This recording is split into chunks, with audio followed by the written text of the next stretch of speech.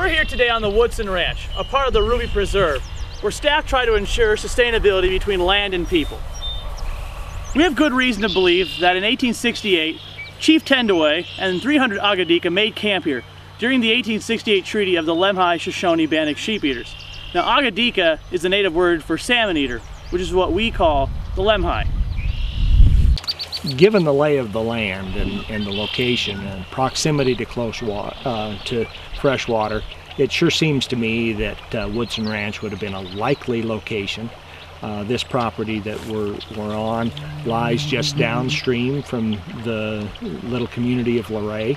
It encompasses a couple of miles of river frontage north of the town of Luray. It seems likely that they would have chosen a site close to fresh water where there was some level ground, and so the land immediately to our east seems like a likely site. Well, the Ruby Habitat Foundation was created really to protect the heritage of the valley, not only the natural resource heritage, but agriculture and the social heritage. So it's very consistent with the Ruby Habitat Foundation. Our idea is to sustain open land and demonstrate how agriculture can coexist with wildlife and can coexist with those social pressures, human presence, human recreation, human activity on the land. And so we think that it's consistent with the purposes of the foundation.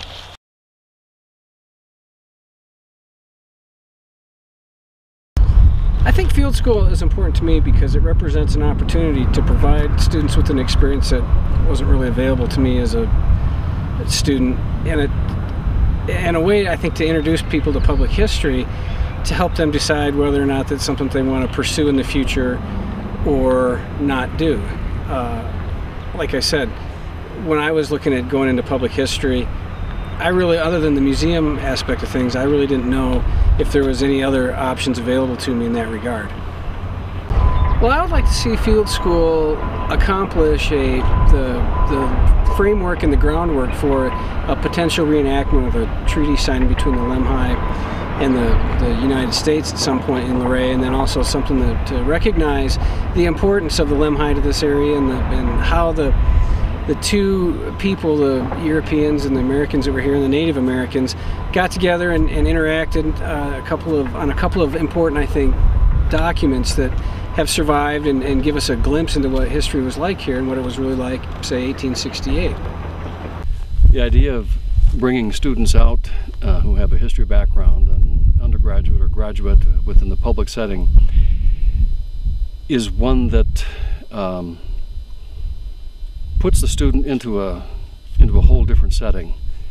We can talk about the theoretical versus the practical, and this certainly is the practical.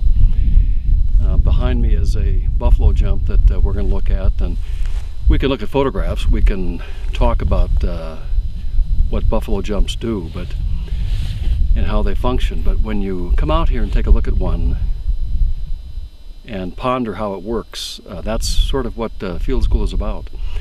It puts you in a setting that causes you to sort of see, listen, smell, feel the texture of what a buffalo jump was like. And that setting is the sort of thing that works in the field school. I mean, it just puts students into a setting where they crunch grass under their feet, they huff and puff going up, they crawl below a buffalo jump and take a look and get a feel for it, and that's nothing you can do in a classroom.